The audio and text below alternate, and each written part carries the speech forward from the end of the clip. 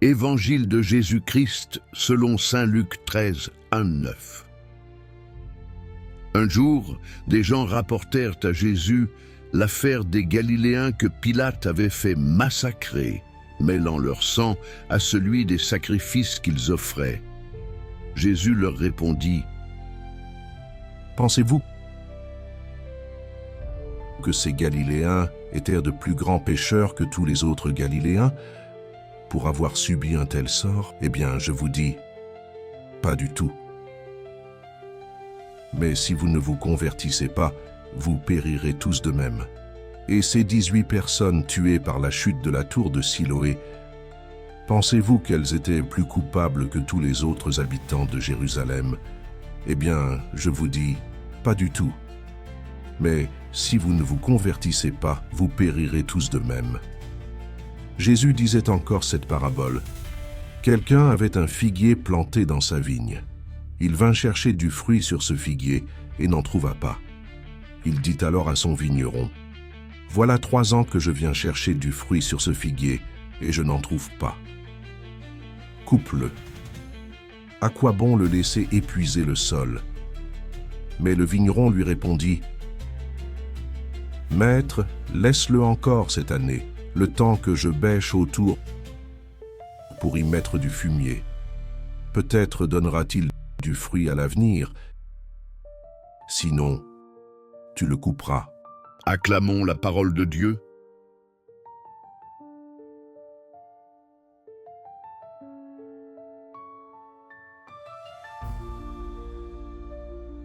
Convertis-toi avant qu'il ne soit trop tard.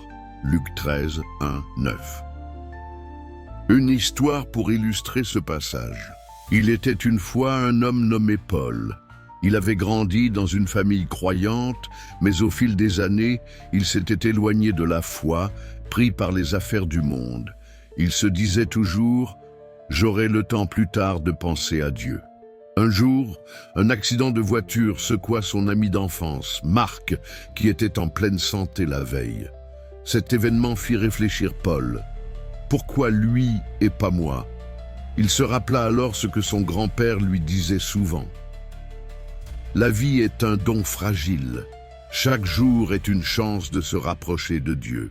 Un dimanche, il entendit ce passage de l'Évangile où Jésus parlait des Galiléens tués brutalement et des victimes de la tour de Siloé.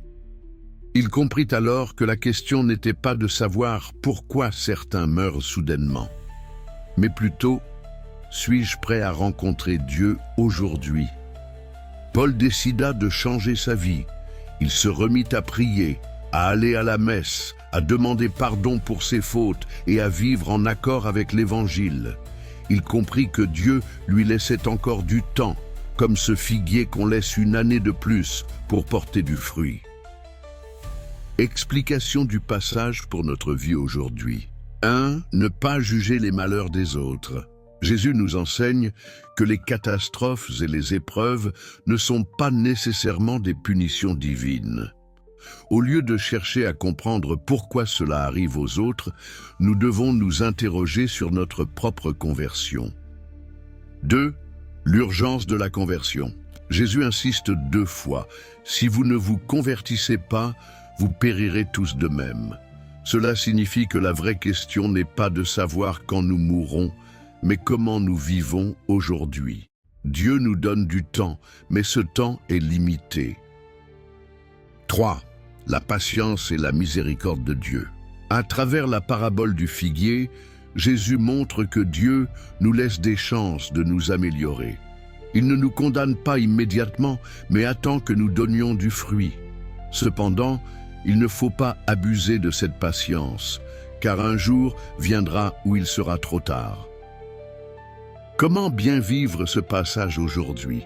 Faire un examen de conscience. Où en suis-je dans ma relation avec Dieu? Est-ce que je vis en accord avec l'Évangile? Ne pas remettre à demain ce qui doit être fait aujourd'hui. Si je ressens un appel à la conversion, à pardonner, à me réconcilier avec quelqu'un, c'est maintenant le moment. Comme le figuier, ma vie doit produire quelque chose de bon, amour, justice, miséricorde.